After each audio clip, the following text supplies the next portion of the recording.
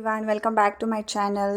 ಇವತ್ತು summer drink ರೆಸಿಪಿನ share ಮಾಡ್ತಾ ಇದ್ದೇನೆ. ಪೊಮೊಗ್ರೆನೇಟ್ ಮೊಜಿಟೋನ ಮಾಡೋದು ಹೇಗೆ ಅಂತ ತೋರಿಸ್ಕೊಡ್ತೀನಿ. ತುಂಬ ಸಿಂಪಲ್ಲಾಗಿ ರೆಸ್ಟೋರೆಂಟ್ ಸ್ಟೈಲಲ್ಲಿ ಮಾಡೋದು ಹೇಗೆ ಅಂತ ನಾನಿಲ್ಲಿ ತೋರಿಸ್ಕೊಡ್ತಾ ಇದ್ದೇನೆ.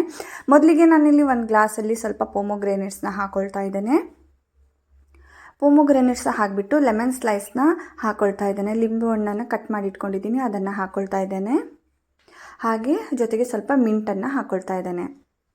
ಮಿಂಟನ್ನು ಹಾಕ್ಕೊಂಡು ನಿಮ್ಮ ಹತ್ರ ಮಡ್ಲಿಂಗ್ ಇದ್ದರೆ ಅದನ್ನು ಯೂಸ್ ಮಾಡಿಕೊಂಡು ನೀವು ಮಡ್ಲಿಂಗ್ ಮಾಡಬಹುದು. ಅಕಸ್ಮಾತ್ ನಿಮ್ಮ ಹತ್ರ ಇಲ್ಲ ಅಂತ ಅಂದರೆ, ಮಡ್ಲರ್ ಇಲ್ಲ ಅಂತ ಅಂದರೆ ನೀವು ಏನು ಲಟ್ಟಣಿಗೆ ಎಲ್ಲ ಏನಿರುತ್ತೋ ಅದನ್ನು ನೀವು ಯೂಸ್ ಮಾಡಿಕೊಂಡು ಈ ರೀತಿ ಪ್ರೆಸ್ ಮಾಡಿದರೆ ಸಾಕು. ನಿಮಗೆ ಅದು ಫ್ಲೇವರ್ ಬಿಡಬೇಕು, ಅಲ್ಲಿ ತನಕ ನೀವು ಮಾಡಿ.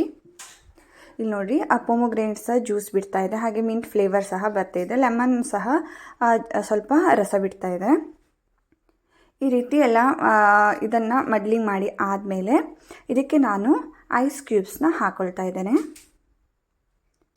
ಐಸ್ ಕ್ಯೂಬ್ಸ್ನ ಜಾಸ್ತಿನೇ ಹಾಕ್ಕೊಳ್ಳಿ, ಚೆನ್ನಾಗಿರುತ್ತೆ. ಐಸ್ ಕ್ಯೂಬ್ಸ್ನ ನಾನಿಲ್ಲಿ ಹಾಕ್ಕೊಳ್ತಾ ಇದ್ದೇನೆ. ಇದಕ್ಕೆ ನೀವು ಬೇಕಾದರೆ ಸ್ವಲ್ಪ ಪಿಂಕ್ ಸಾಲ್ಟನ್ನು ಸಹ ಆ್ಯಡ್ ಮಾಡ್ಕೋಬೋದು, ಬ್ಲ್ಯಾಕ್ ಸಾಲ್ಟ್ನ ಆ್ಯಡ್ ಮಾಡ್ಕೋಬೋದು. ನಾನಿಲ್ಲಿ ಯಾವುದೇ ಸಾಲ್ಟನ್ನು ಯೂಸ್ ಮಾಡ್ತಾ ಇಲ್ಲ. ಹಾಗೆ ಸ್ವಲ್ಪ ಪೊಮೊಗ್ರೆನೇಟ್ ಫ್ರೆಶ್ ಜ್ಯೂಸನ್ನು ಹಾಕ್ಕೊಂಡಿದ್ದೀನಿ. ಪೊಮೊಗ್ರೆನೇಟ್ ಜ್ಯೂಸನ್ನು ಹಾಕೊಂಡಾದಮೇಲೆ ನೀವಿಲ್ಲಿ ನಿಮಗೆ ಇಷ್ಟವಾದಂತಹ ಸೋಡಾವನ್ನು ಸಹ ಹಾಕ್ಕೊಳ್ಬೋದು, ಇಲ್ಲಾಂದರೆ 7up ಸ್ಪ್ರೈಟ್ ಏನು ಬೇಕಾದರೂ ಹಾಕ್ಕೊಳ್ಬಹುದು. ನಾನಿಲ್ಲಿ 7upನ್ನು ಹಾಕಿದ್ದೀನಿ.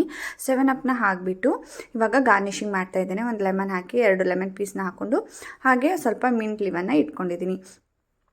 ಇವಾಗ ರಿಫ್ರೆಶಿಂಗ್ ಡ್ರಿಂಕ್ ಪೊಮೊಗ್ರೆನೇಟ್ ಜ್ಯೂಸ್ ರೆಡಿಯಾಗಿದೆ. ನೀವು ಇದನ್ನು ಈವ್ನಿಂಗ್ ಟೈಮಲ್ಲಿ ಇಲ್ಲ ಬಿಸಿಲಿಂದ ಬಂದ್ಕೊಳ್ಳಿ ನೀವು ಈ ಥರ ಮಾಡಿಕೊಂಡು ಕುಡಿಬಹುದು. ತುಂಬಾ ಚೆನ್ನಾಗಿರುತ್ತೆ, ಹಾಗೆ ತುಂಬಾ ಟೇಸ್ಟಿಯಾಗಿರುತ್ತೆ. ನೀವು ಇಲ್ಲಿ ಸೋಡಾ ಎಲ್ಲ ಯೂಸ್ ಮಾಡೋದಾದರೆ ಸ್ವಲ್ಪ ಸಕ್ಕರೆ ಪುಡಿಯನ್ನೆಲ್ಲ ಹಾಕ್ಕೊಳ್ಬಹುದು. ಇಲ್ಲ ಅಂದರೆ ನೀವು ಸ್ಪ್ರೈಟ್ನ ಇಲ್ಲ 7upನ ಯೂಸ್ ಮಾಡ್ಕೋಬೋದು. ಆಗ ನೀವು ಯಾವುದೇ ರೀತಿಯ ಶುಗರನ್ನು ಇಲ್ಲಿ ಹಾಕೋದು ಬೇಕಾಗಿಲ್ಲ. ಇವಾಗ ಮೊಜಿಟೋ ರೆಡಿಯಾಗಿದೆ. Thank you for watching. Please subscribe to my channel. Thank you.